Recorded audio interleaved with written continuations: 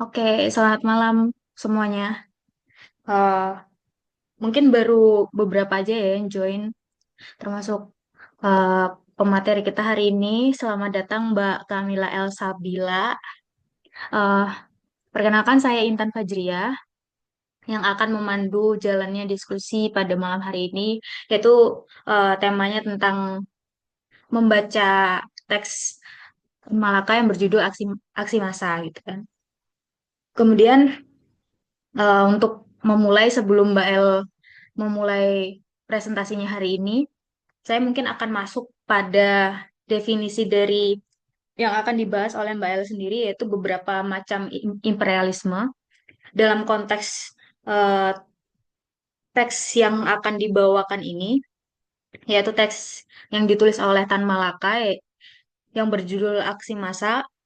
Imperialisme yang dimaksud adalah imperialisme kolonial, yaitu bentuk imperialisme yang dilakukan oleh negara-negara Eropa. Imperialisme sendiri itu apa sih gitu? Imperialisme sendiri itu adalah dominasi suatu bangsa atas bangsa lain untuk mengambil keuntungan ekonomi dan seringkali berdalih peradaban atau pengembangan dari suatu negara tersebut itu. Untuk lebih jelasnya mungkin akan dijelaskan oleh Mbak El dan akan saya tampilkan PPT-nya. Bentar ya. Baik, terima kasih Mbak Intan atas suara saya terdengar jelas kah? Terdengar jelas? Aman? Oke, terima kasih Mbak Intan atas permulaan dan perkenalannya. Memang benar yang dibahas di Tan Malaka sendiri, yang dibahas oleh Tan Malaka sendiri tentang imperialisme itu adalah imperialisme yang berlaku pada masa kolonial begitu. Jadi nanti kita akan membahas bagaimana imperialisme itu ada dalam bidang ekonomi, politik, dan bagaimana para negara-negara terjajah dan para negara-negara penjajah berusaha untuk eh, saling ber- saling saling saling bertukar ber- eh, ya saling mempertahankan kekuatan yang mereka miliki atas negara mereka gitu. Oke, langsung saja saya mulai. Yang pertama itu adalah beberapa macam imperialisme. Ini dari bukunya Aksi Massa Tan Malaka.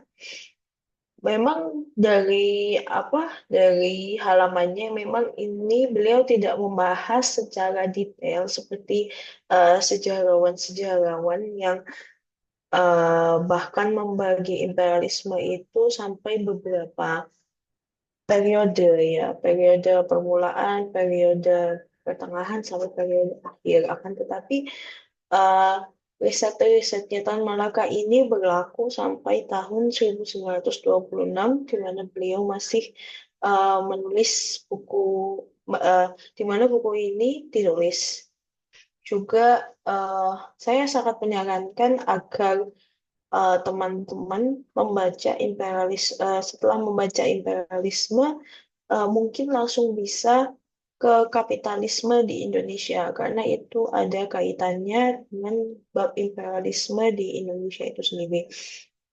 Macam-macam imperialisme juga mungkin akan menjadi satu bahan yang tidak nanggung ketika teman-teman berusaha untuk mencari sudut pandang imperialisme ini dari kacamata sejarawan atau kacamata seorang Indonesianis atau kacamata orang-orang yang meneliti imperialisme atau penjajahan di negara-negara Asia Tenggara. Itu sih. Oke, next.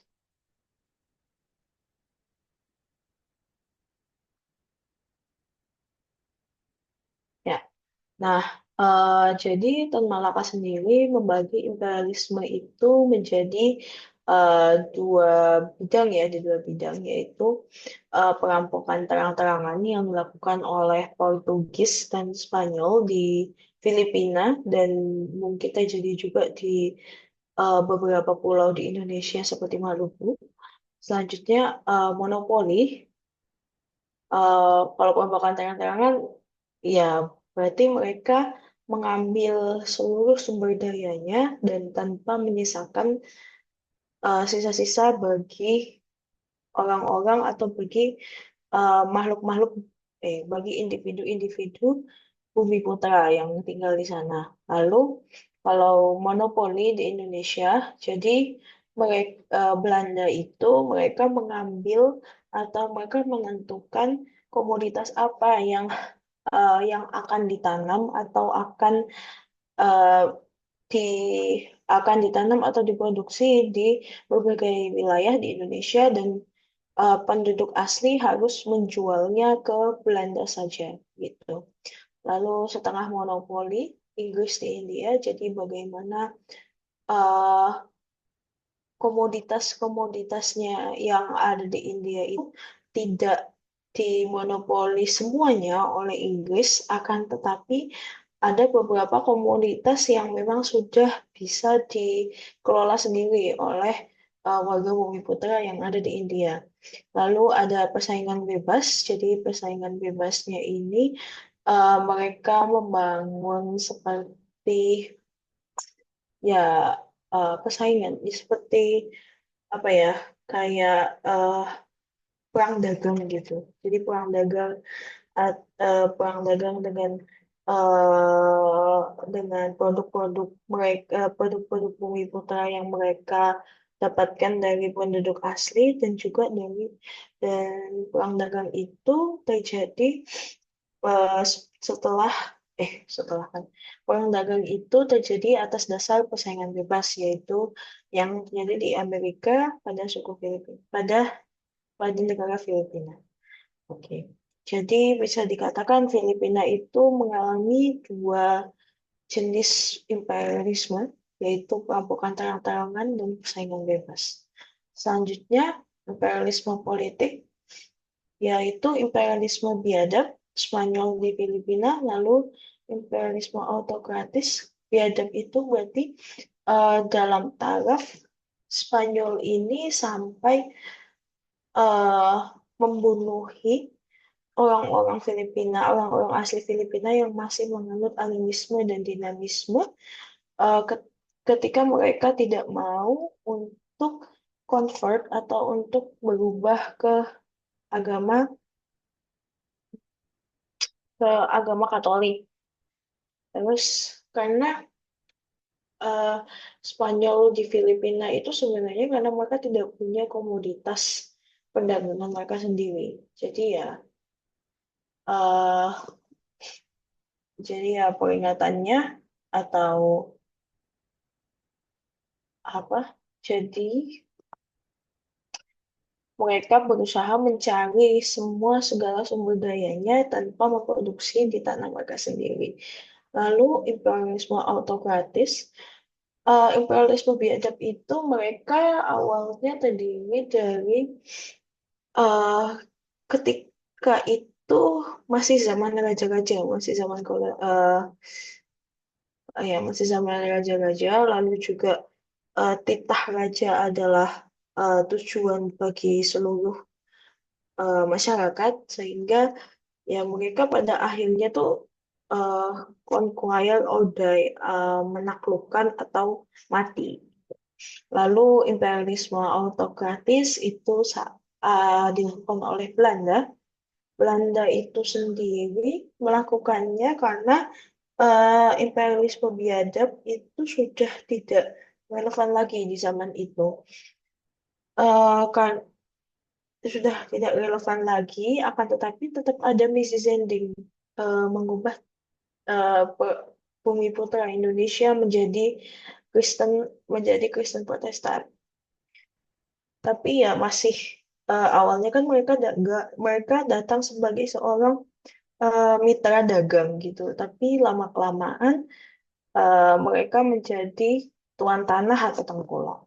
Lalu imperialisme setengah liberal, ya itu tadi ada pembebasan eh, pembebasan cara politik atau secara apa ya bagaimana sih Inggris di India itu masih tetap berusaha untuk eh, memonopoli secara terhormat gitu. Jadi tanpa pengancaman untuk harus pindah ke agama yang dibawakan oleh mereka dan juga mereka bisa apa mereka mereka bisa membuat perdagangannya mereka sendiri gitu.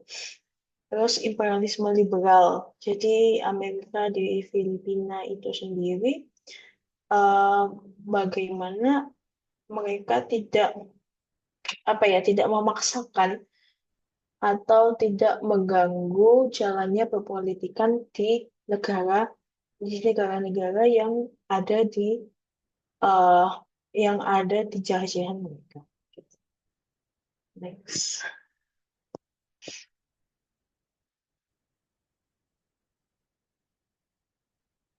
Oke, kenapa sih kok berbeda? Yang pertama, Spanyol dan Portugis itu belum lepas dari feodalisme. Seperti yang saya bilang tadi, mereka masih menganut raja-raja 1700 1800-an itu. Lalu mereka belum punya industri. Jadi eh, Spanyol dan Portugis itu masih full agrikultur ya, atau pertanian. Dan pertanian itu bukanlah sesuatu yang terlalu oke gitu, atau sesuatu komoditas yang bisa dijadikan sebuah sumber daya yang untuk diperdagangkan sehingga mereka mencari dengan jajahan. Lalu Belanda di Indonesia, feodalisme itu kemudian beralih menjadi liberalisme dan kapitalisme. Nah, ini awalnya kapitalisme muda, seperti yang saya bilang. Jadi mereka tidak berangkat atas tujuan dari raja, akan tetapi mereka berangkatnya atas tujuan untuk mencari keuntungan. Jadi pionir ya. Lalu Inggris pada 1750 itu kokoh di India karena revolusi bourgeoisie. Jadi orang-orang yang asli Inggris itu mulai tidak suka atau uh, mencabut mencabut kekuasaan kaum kaum bourgeois sehingga mereka tidak memandang kasta atau bourgeoisme lagi sebagai sebuah keuntungan. Lalu pada 1989 Amerika tuh dengan 1889 Amerika dengan Pak Monroe yaitu demokrasi dan politik pintu terbuka seperti Amerika Serikat. Selanjutnya.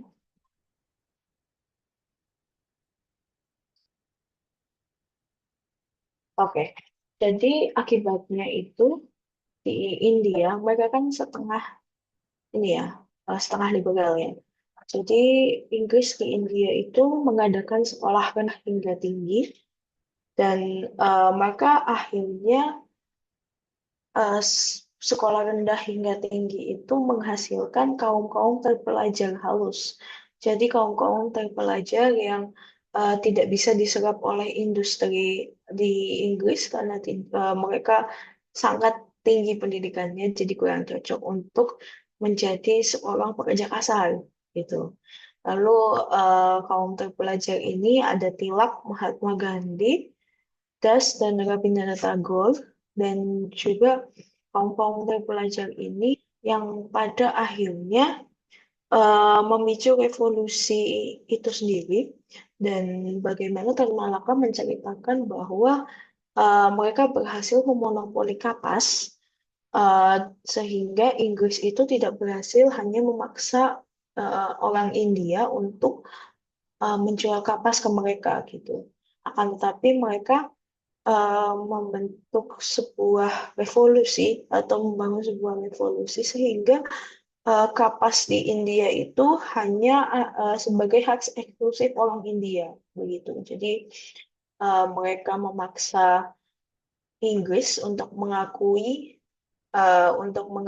bahwa mereka itu punya modal-modal yang tidak bisa dikuasai oleh Inggris. Lalu Inggris itu memang memiliki India itu punya komoditas yang tidak dimiliki oleh Inggris. Jadi negerinya ini tuh Inggris ya.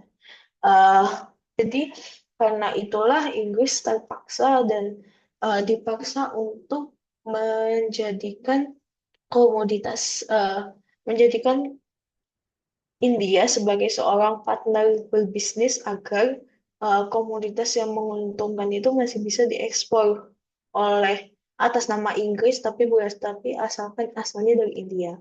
Lalu meskipun adanya kaum terpelajar halus, kaum buruh halus ini, mereka masih belum diberi konstituen yang merepresentasikan India gitu. Jadi konstitusinya masih dipimpin oleh orang-orang penjajah, orang-orang kulit putih dari Inggris.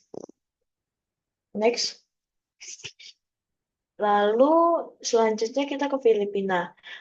Filipina itu sendiri mereka Amerika itu datang setelah Filipina berhasil mengusir Portugis dan Spanyol awal tahun 1800. Jadi mereka awalnya tujuannya hampir sama, ingin berdagang dan meningkatkan komoditas yang bisa mereka perjualbelikan di Amerika. Lalu semakin lama, bagai serigala berbulu domba, mereka ikut campur dalam urusan politik dan ekonomi di Filipina.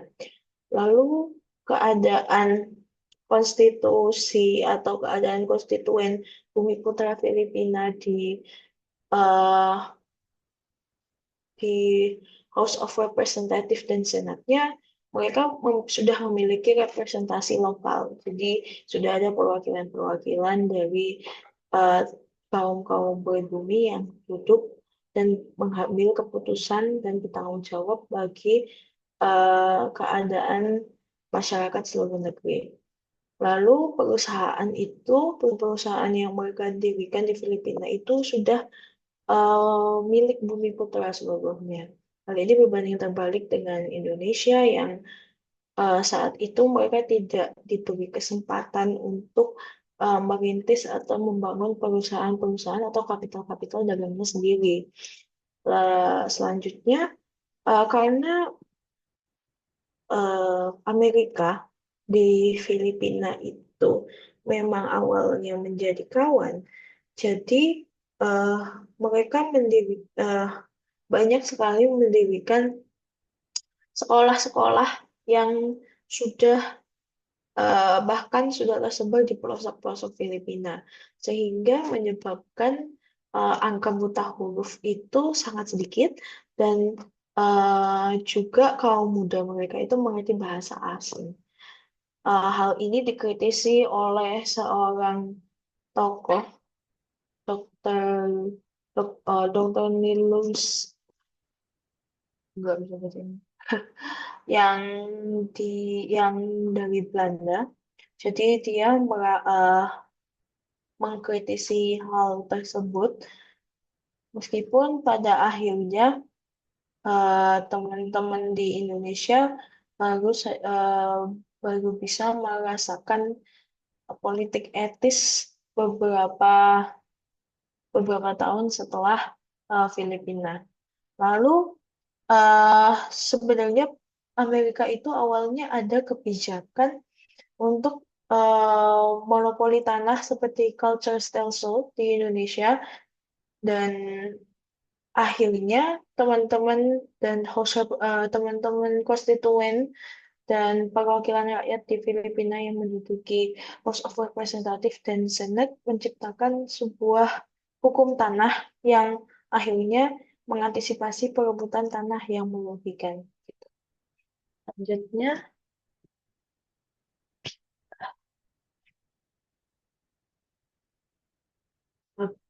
Indonesia.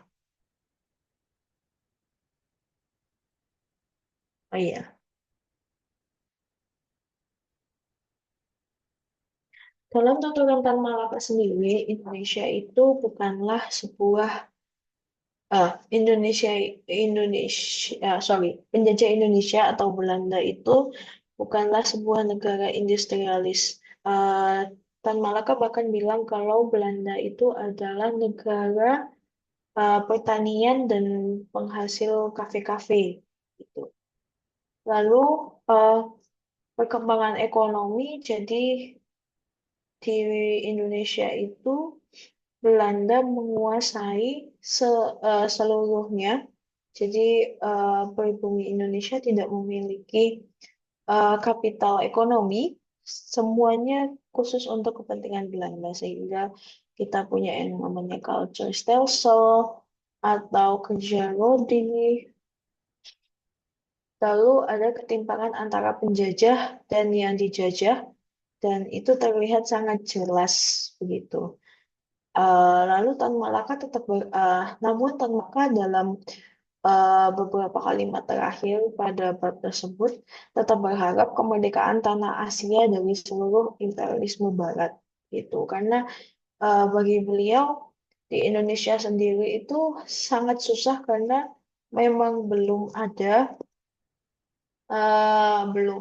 belum ada ininya, belum ada kapital ekonomi dan juga tidak ada perwakilan-perwakilan pribumi di konstitusi Indonesia yang saat itu 100% milik Belanda. Itu sih.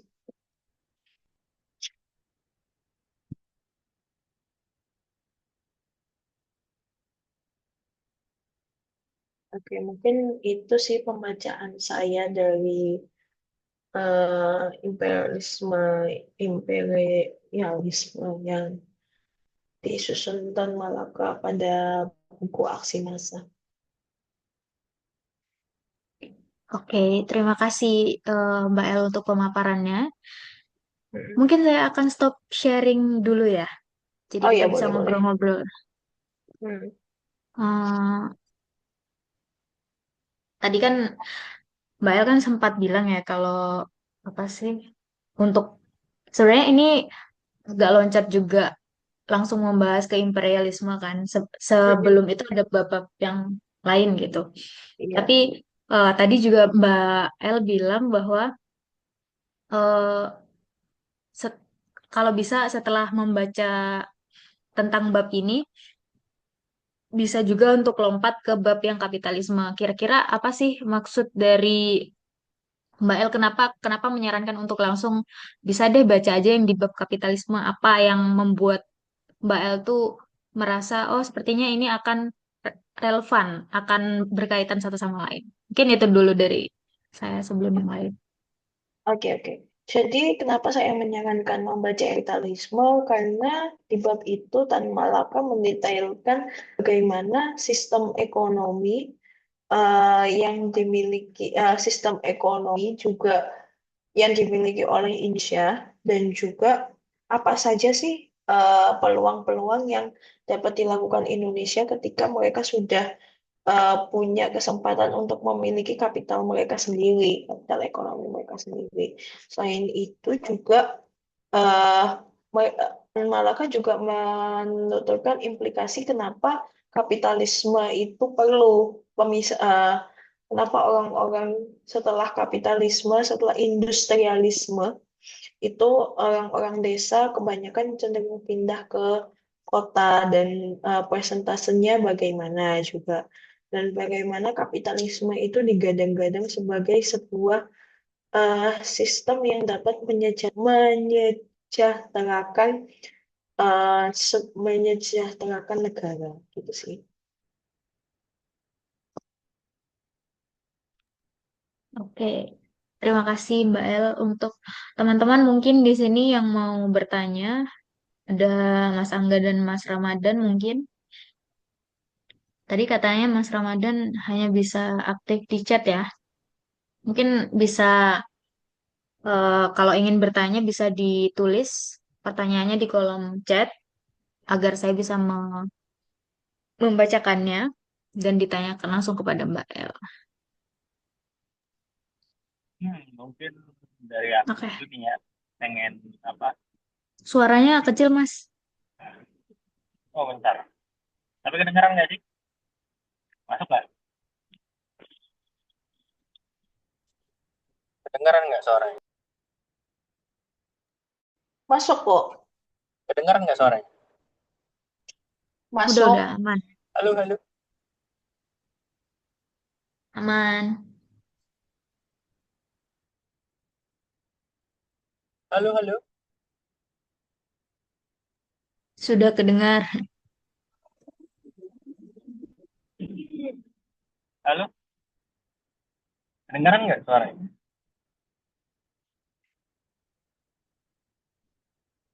Kedengeran ya, oke.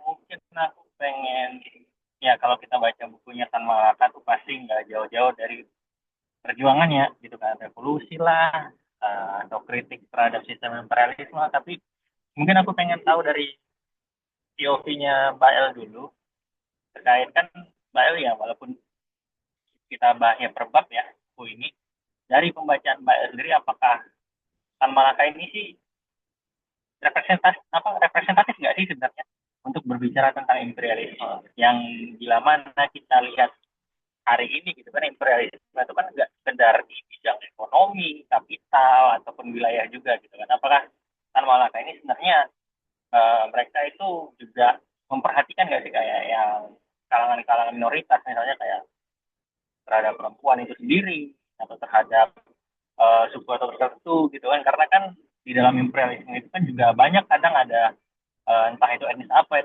yang tereksklusi lah ataupun diajak kerjasama sama lembaga kolonial misalnya, ataupun ada nggak sih yang pendek pembacaan Mbak El itu melihat Tan Malaka ini merangkul semuanya terlepas dari titik tolak ataupun cara pandangnya yang menggunakan perspektif itu ya Marxis ya kita bilang.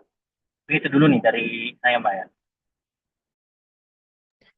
Ya, sebenarnya Tan Malaka itu melihatnya hanya sekedar perspektif secara umum ya, belum ada perspektif perempuan yang diangkat dari eh, imperialisme macam di bab beberapa macam imperialisme ini. Jadi kadang itu saya melihat bagaimana sebenarnya lembaga ini masih berlaku sebagai seorang individu yang em, melihat semuanya itu secara general. Jadi ya eh, tidak ada pengakuan atau penulisan eksplisit atau penelitian eksplisit terhadap individu-individu yang ada tapi dianggap tidak ada atau minoritas begitu. Karena ya pada zaman itu Tan Malaka menuliskannya bukan sebagai sebuah eh, apa ya, bukan sebagai sebuah penelitian ilmiah, akan tetapi itu adalah sebuah memoir eh, keadaan bangsa-bangsa yang telah ia temui atau yang telah ia baca, telah ia ikuti kisahnya dari buku-buku yang saat itu masih terbatas. Itu sih Bu Nana.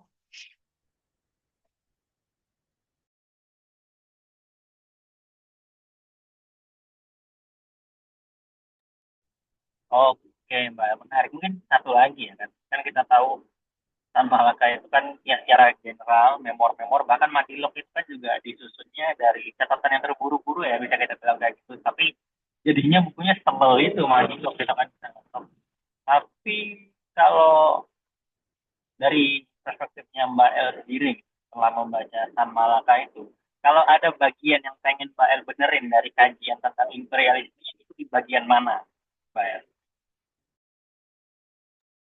Sebenarnya sih kalau dari saya malah merasa bahwa imperialisme ini tuh masih sangat dasar ya, malah kelihatannya seperti membaca buku deskripsi sejarah gitu. Jadi kesannya malah simplifikasi terhadap segala imperialisme yang ada di muka bumi juga yang dibahas oleh Tan Malaka. Saya malah melihat bukan di bab itu sih, malah melihat di bab 1 dan bab 2 yang yang sepertinya Tan Malaka ini tidak terlalu suka dengan pendatang China dan India yang bahkan apa ya beliau mengharapkan mereka cepat-cepat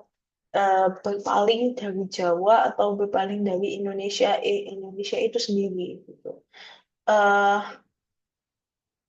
agak mungkin agak terkesan sangat-sangat nasionalis atau sangat-sangat kedaerahan sekali. Akan tetapi kita tidak bisa menyalahkan eh, tahun 9 konteks pada tahun itu di mana cita-cita atau awal mula Tan Malaka menulis tentang hal ini adalah untuk eh, mengobarkan api revolusi kan karena beliau bab pertama aja langsung revolusi itu sih Bung Angga. Iya sih, ya, aku sedikit connect juga karena sepanjang pembacaanku di aksi massa sampai bab akhir itu memang penekanannya selain dari tata cara ya, di bab akhir kan tata cara ya, karena menyusun gerakan bla bla bla, angkatan bersenjata dan sebagainya. Di awal memang beliau juga menekankan tentang berbagai macam pendatang yang hilir mudik datang ke Jawa, ke Sumatera. Cuma memang kalau untuk ke Kalimantan jarang ya, sama dia fokusnya ke Sumatera dan Jawa, dan yang kita bisa pahami juga fokus-fokus pergerakan itu ada di situ pada zaman itu. Tapi ya sejauh ini menurut saya sepakat bahwa itu kalau kita baca hari ini jatuhnya kita kayak membaca itu ya apa sejarah singkat daerah Filipina, India, Indonesia gitu. Dan terlebih lagi di dalamnya juga dia mau mengkritik beberapa tokoh dan gerakan-gerakan nasional juga di dalamnya gitu. Karena bagi Tan Malaka juga ada beberapa gerakan yang mungkin terlihat terlalu apa ya lembek mungkin bahasanya atau terlalu bekerja sama gitu dengan penjajah sehingga akhirnya Tan Malaka lebih memilih jalan untuk uh, mengedepankan pengobatan api-api revolusi itu sendiri gitu kan seperti yang tadi kita lihat kalau bagian awal itu sudah langsung ke bab revolusi gitu. Oke, makanya banyak Bael kayaknya ada dari Ramadan itu.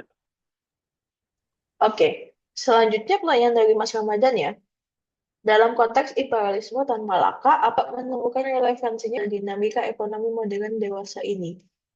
Sebenarnya yang saya temukan itu malah bukan imperialisme ya, akan tetapi saudara memakan saudara sendiri gitu. Jadi bagaimana individu-individu mengeruk kekayaan, atau sumber daya manusia tanpa memperhatikan individu-individu tanah adat yang sampai sekarang sudah berdiam lama di tempat tersebut begitu. Uh, Tidak lepas dari ingatan kita kemarin itu tentang Sangihe, terus rencana Pulau Komodo yang akan dijadikan resort, tahu juga Kalimantan yang ketika hujan yang biasanya tidak pernah banjir jadi banjir, sungainya yang tercemar dan lain sebagainya gitu. Ketimpangan ekonomi dan ketimpangannya tapi sekarang bukan antara penjajah dan yang dijajah, tapi ketimpangan antara kaya dan miskin itu semakin tinggi. Saya setuju dengan Tan Malaka sampai sekarang juga bagaimana monopoli-monopoli yang dilakukan oleh individu terhadap sumber daya alam gitu loh. Indonesia ini sepertinya memang tidak pernah belajar terhadap eh, apa ya, tidak pernah belajar untuk memanfaatkan sumber daya atau mengirim sumber daya itu dimanfaatkan industrialisasi seperti yang terjadi di Inggris atau di Amerika sana atau yang sekarang kalau dalam konteks saat ini adalah Vietnam yang mereka mengeluarkan industrialisasi besar-besaran, sehingga kadang itu sumber daya alam Indonesia yang semakin sedikit jumlahnya itu malah menjadi rebutan, dan kita tidak memiliki kemampuan untuk mengelola sumber daya itu dan meningkatkan nilai jualnya gitu. Jadi harapan Tan Malaka agar kita bisa berada dalam industrialisme itu masih belum terjadi pada saat ini.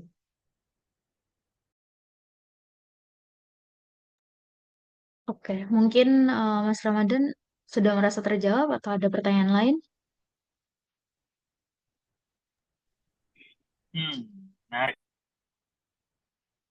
Nah, apa Kalau antara sudah, internal konflik konflik internal sendiri gitu kan. oke. Menarik, menarik. Mungkin aku pengen ngasih satu pertanyaan lagi kalau dari aku terakhir ini ya, kalau dari aku.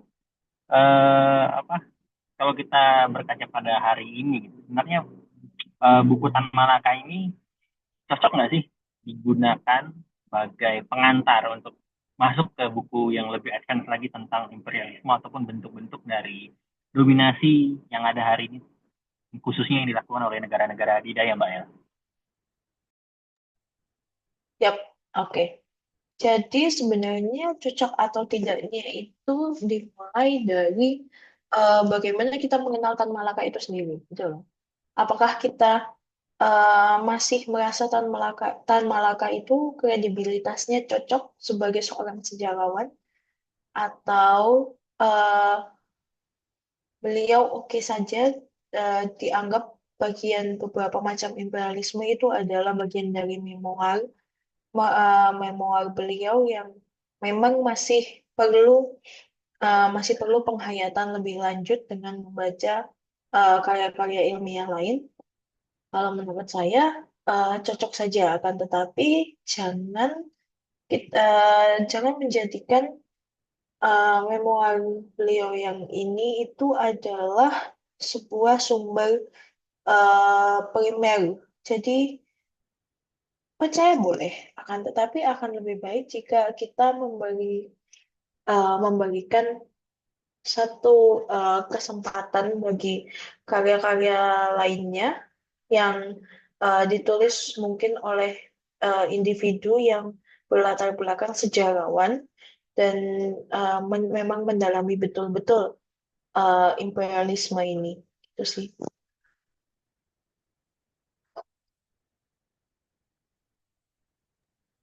Oke, apakah Mas Angga cukup atas jawaban dari Mbak El atau ada yang mau ditambahkan lagi? Aman. Cukup, cukup, cukup aman. Oh, cukup, oke. Eh, Mungkin sebelum ditutup, eh, saya mau nanya satu lagi ya Mbak, terkait dengan sebenarnya agak ada penasaran sendiri sih. Kenapa ya? eh Kan yang diberikan contoh tuh imperialisme yang ditulis di aksi massa tuh ada seperti yang disebutkan Mbak El tadi ada berapa? Filipin, terus ya tiga, Filipin, India, sama Indonesia kan. Nah, kira-kira ada gak sih penjelasan di buku itu kenapa yang dijadikan contoh itu tiga itu gitu? Saya kira tuh eh, mungkin karena India dan Filipina itu cukup relevan dengan kondisi Indonesia atau ada alasan lain gitu. Mungkin itu sih. Sepertinya ya, dari konteks itu, eh, yang paling menurut menurut saya ini, kalau berdasarkan pembacaan-pembacaan Tan Malaka dari konteks 1926 saat itu ditulis ya, yang paling pesat pertumbuhannya dan paling banyak dijadikan berita-berita di radio atau di koran saat itu ya memang eh ini apa, selain bangsanya sendiri yaitu Indonesia, ya India, lalu Filipina, dan juga eh apa ya, kenapa beliau tidak menyasar region lain seperti eh, Amerika Selatan atau Afrika, ya karena simply beliau tidak terlalu familiar dengan negara-negara tersebut, masih dianggap sebagai negara asing, bagaikan para penjajah itu menganggap kita bangsa Asia itu adalah bangsa Far East atau bangsa Timur Jauh, itu sih. Oke. Jadi berarti bisa dikatakan juga kenapa ini disebut sebagai imperialisme kolonial ya karena eh, mungkin ada sangkut pautnya juga dengan pembahasan tentang orientalisme ya, anggapan bahwa Timur itu seperti ini dianggap oleh Barat seperti itu mungkin ya Mbak. Apakah itu juga ada kaitannya? Ya, sih. Oke, mungkin eh, diskusi kita cukupkan segitu dulu. Belum terlihat, Ada, Mbak. Tapi, oh ya, sorry, delay Mbak. oke, oke. Oke, boleh diulang nggak? Maaf, maaf, maaf. Oke. Eh, mungkin sud apa? Oh iya, orientalisme ya. Tadi sebenarnya saya membaca di beberapa gitu. eh Orientalisme itu, oh ya, bab kapitalisme. Nah, nanti di bab kapitalisme di Indonesia itu, Tan Malaka mengkritisi bagaimana Indonesia atau Jawa itu dijadikan sebuah tempat wisata atau Java is in the Wonderland. Java is Wonderland. Nah, eh, hal ini juga berkaitan sebenarnya dengan bukunya. Sebenarnya kalau teman-teman mau baca juga tentang imperialisme, tapi dalam sudut pandang sosial, sosial, politik, ekonomi, selain Tan Malaka itu ada Syed Hussein Alatas sih, yang punya mitos pribumi malas gitu. Mitos pribumi malas itu eh apa kata Malaka Syed Hussein Alatas itu membahasnya Malaysia dan Indonesia pada khususnya gitu. Nah, oke, Orientalisme itu dari Edward Said ya, Bang Ramadan. Jadi mungkin bisa dilihat bagaimana Edward Said membedah kenapa Orientalisme itu bermasalah. Itu sih. Oke, terima kasih atas pemaparannya Mbak El. Mungkin sebelum ditutup boleh memberikan closing statement dari Mbak El sendiri sebelum saya akhiri. Oke, oke. Jadi eh Tan Malaka dengan segala Tan Malaka dengan segala kehebatannya berhasil kehebatan dan kekurangannya berhasil membingkai eh, imperialisme menjadi 5 halaman, sekitar 5 sampai 7 halaman dalam buku Aksi Massa. Akan tetapi eh, kita masih terus berada dalam imperialisme itu sampai sekarang.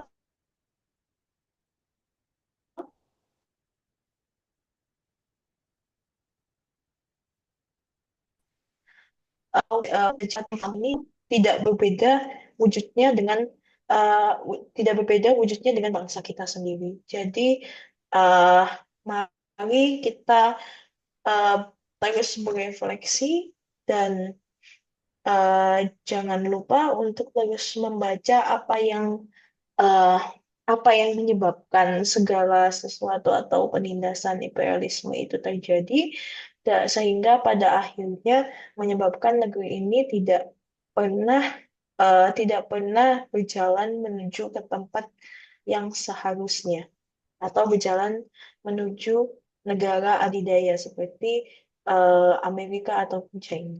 Itu sih. Oke, terima kasih Mbak El atas waktunya dan teman-teman juga yang sudah hadir dan menyempatkan waktunya untuk diskusi pada malam hari ini. Eh, Mungkin kurang lebihnya dari yang saya pandu hari ini. Mohon maaf yang setulus-tulusnya. Terima kasih. Mungkin saya Terima akan kasih. tutup dan selesaikan recording ini. Terima kasih ya Mbak. Terima kasih, Mbak.